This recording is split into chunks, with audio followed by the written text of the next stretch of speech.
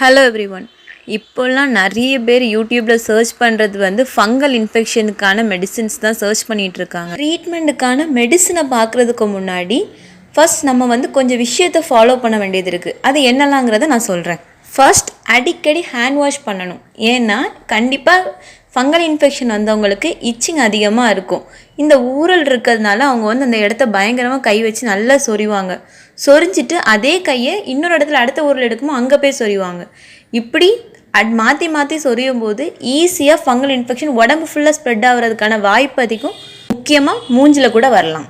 செகண்டாக, நம்ம யூஸ் பண்ணுற மெடிசின் அது நீங்கள் ஒரு ஹோம் ரெமிடியாக வீட்டிலேயே செய்கிறதா இருந்தாலும் சரி, இல்லைனா ப்ராப்பராக ஒரு டாக்டரை பார்த்து ஆயின்மெண்ட் வாங்குறதா இருந்தாலும் சரி, நீங்கள் அதில் நோட் பண்ண வேண்டிய விஷயம் என்னென்னா, அந்த ஆயின்மெண்ட்டை நீங்கள் யூஸ் பண்ண ஆரம்பித்ததுக்கப்புறமா உங்களோட இச்சிங் எப்படி இருக்குன்னு நோட் பண்ணுங்கள்.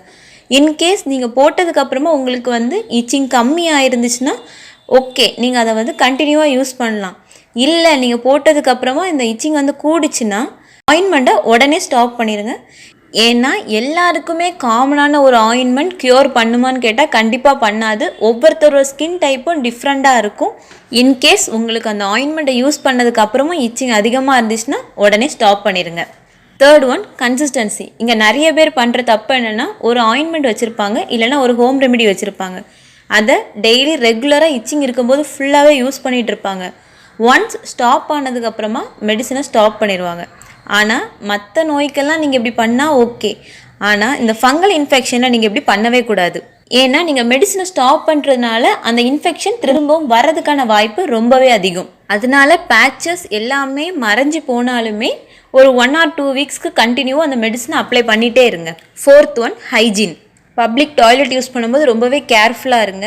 அதுக்கப்புறம் இன்ஃபெக்ஷன் ஆன பிளேஸில் ஆயின்மெண்ட் போடும்போது நீங்கள் பண்ணுற ஒரு மேஜரான ஒரு மிஸ்டேக், ஒன்ஸ் அந்த இன்ஃபெக்ஷன் ஆன பிளேஸை நல்லா க்ளீன் பண்ணிவிட்டு அப்புறமா தான் ஆயின்மெண்ட் போடணும்.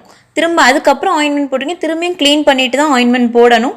போட்ட ஆயின்மெண்ட் மேலேயே திருப்பி ஆயின்மெண்ட் போட்டுட்டு இருந்தால் ஒரு எஃபெக்டும் இருக்காது. நீங்கள் வியர் பண்ணுற ட்ரெஸ்ஸஸ், இன்னர்ஸ் எல்லாத்தையுமே ப்ராப்பர் வாஷிங்க்கு அப்புறமா யூஸ் பண்ணுங்கள். ஈரமான ட்ரெஸ் யூஸ் பண்ணாதீங்க. லாஸ்ட்டாக முக்கியமான ஒரு விஷயம், நீங்கள் என்ன தான் மெடிசின், ஆயின்மெண்ட் என்ன எடுத்தாலுமே உங்களோட ஃபுட் ஹேபிட்ஸை நீங்கள் மாற்றாமல் இந்த இன்ஃபெக்ஷன் குறையவே செய்யாது.